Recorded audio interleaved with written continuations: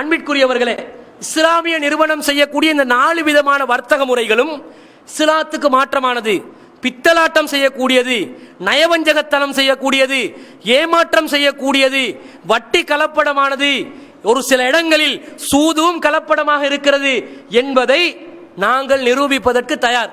இன்றைக்கு இலங்கையிலும் சரி, சர்வதேச அளவிலும் சரி, யாரெல்லாம் இஸ்லாமிய வங்கி முறைகள் மார்க்கத்துக்கு உட்பட்டது என்று சொல்ல வருகிறார்களோ அவர்களுக்கு நாங்கள் பகிரங்கமாக சவால் விடுகிறோம். விவாதத்துக்கு வாங்க, வாங்க விவாதத்துக்கு. நீங்க செய்வது பித்தலாட்டம் என்பதை நாங்கள் தோல் உரித்து காட்டுவோம். இதை விட பொதுமக்களுக்கு தெளிவுபடுத்துறதுக்கு இந்த செய்திகள், இன்னும் சரக்குகள் இருக்கிறது. அதை எல்லாத்தையும் அது வர்த்தக அளவில் அட்வான்ஸ் லெவல்ல பேசினாதான் விளங்கும். அவர்கள் உங்களுடைய சபைகளில் தெல்ல தெளிவாக தோலுரித்து காட்டுவதற்கு நாங்கள் தயாராக இருக்கிறோம்.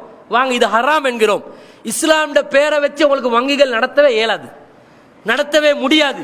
ஒரு சேவை நிறுவனமாக முதல் காசு அறவிட்டு ஒருவருக்கு விநியோகம் செய்யற வேலையை மட்டும்தான் அவங்களுக்கு செய்யலாமே தவிர, முதலீட்டென்ற பெயரில் மக்களுடைய காசை நீங்கள் அபகரித்து கொண்டு நீங்கள் செய்யக்கூடிய இந்த வட்டி கலப்படமான வியாபார முறையை நாங்கள் நிரூபித்து காட்டுவோம். இது வட்டி, இது ஹராம், இது சூது என்பதை நாங்கள் நிரூபித்து காட்டுவோம். இன்னும் சிந்தித்து பார்க்கின்ற நேரத்தில் எங்களுக்கு சந்தேகம் வருகிறது. சர்வதேச உலகம் வட்டி பொருளாதாரத்தை அடிப்படையாக கொண்டு இயங்குகின்ற நேரத்தில் முஸ்லிம்களை வட்டியில் சிக்க வைப்பதற்காக வேண்டி, முஸ்லிம்களை வட்டியில் தொடர்புபடுத்துவதற்காக வேண்டி பின்னணியில் வீசப்பட்ட சதிவலையோ இது.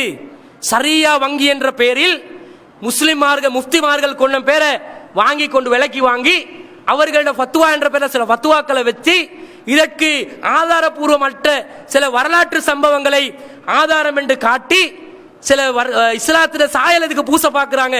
இதுல இருந்து இது யூதர்களுடைய சதிவலையோ அல்லது ரகசிய இயக்கங்கள் இயங்குகிறார்கள் உலகளாவிய அளவில், அவர்களுடைய சதிவலையாக கூட இருக்கலாம். இன்னும் அதுக்குரிய ஆய்வுகள் நடத்தப்பட்டு கொண்டிருக்கிறது. எந்த இடத்துல இது ஆரம்பமாச்சு? 1977 ஆண்டு தான் சர்வதேச அளவுல இலங்கையில உலகம் முழுக்க இது பிரபல்யம் அடையுது. இலங்கையில 99ல கால் உண்டுது. அதுக்கு முன்னாடி 1950ல வந்துச்சு வைங்க. அதுக்கு முன்னாடி இந்த முறை இருந்துச்சா? இருக்கல. எல்லாம் இப்ப நவீனமயப்படுத்துற என்ற பெயர்ல வங்கி முறைகளை கொண்டு வந்து சேர்க்கிறாங்கன்னு சொன்னால் கண்டிப்பாக இதில் ஒரு பித்தலாட்டம் இருக்கிறது, ஒரு சதிவலை இருக்கிறது. இதற்கு பின்னாடி யூதர்கள் இருப்பார்கள் என்று நாங்கள் யூகிக்க வேண்டிய அளவுக்கு முஸ்லிம்களை வட்டில சிக்க வைப்பதற்கு நடக்கக்கூடிய ஒரு சதி என்பதை நாங்கள் யூகிக்கின்ற அளவிற்கு இந்த வங்கி முறைகள் இருப்பதை நாங்கள் பார்க்கிறோம். ஒருவரும் தொடர்பு வைக்காதீங்க. சந்தேகம் என்று வந்தாலே ரசூல் என்ன சொல்லிட்டாங்க? விலகி விடுங்கள். ஒருவர் ஒரு வேலியை கட்டுகிறார், ஆடை மேய வைத்திருக்கிறார். ஒரு வேலி அவர் கட்டி கொண்டால் ஆடு என்ன செய்யாது? அந்த வேலியை தாண்டி போகுமா? போகாது. வேலி கட்டாம இருந்தா என்ன நடக்கும்? ரசூலா கேட்கிறாங்க. அந்த வேலியை தாண்டி பயிர்களை நாசப்படுத்தி விடும். வேலிகளை தாண்டி வந்த அந்த ஆட்டுக்கு அதனால பல இழப்புகள் வரும், சொந்தக்காரனுக்கு பல தகராறுகள் வரும். எனவே நீங்கள் மானத்தையும் மார்க்கத்தையும் காப்பாற்றிக் கொள்ள வேண்டும் என்றால் ஹலால் தெளிவாக இருக்கிறது, ஹராம் தெளிவாக இருக்கிறது. ரெண்டுக்கும் இடப்பட்ட மாதிரி சிலதுகள் நிற்கும் என்றாங்க ரசூலுல்லாஹ். உங்களுக்கு எங்களுக்கு ஹராம் என்றது தெளிவு, சிலவங்களுக்கு ஹராம் என்றது தெளிவில்லாம இருக்கும், ஹலாலாண்டு தெளிவில்லாம இருக்கும்.